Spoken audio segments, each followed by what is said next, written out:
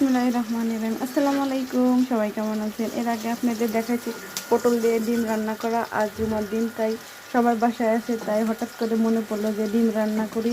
আমার শাশুড়ি মা রান্না করতো এই জিনিসটা। এই যে এটা তেলে দিয়েছি।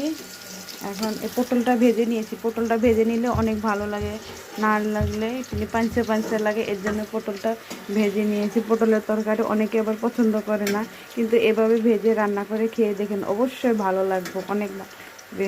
এই যে ঢেলে দিতেছি, তারপরে সব মশলা যে এখানে অ্যাড করে রেখেছি, এই যে ঢেলে দিলাম।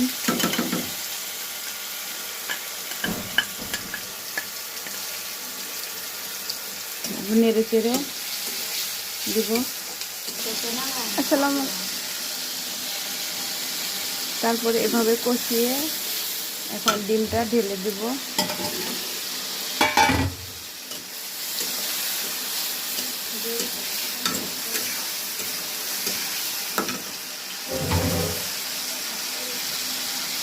তারপরে পানি অ্যাড করে দেব।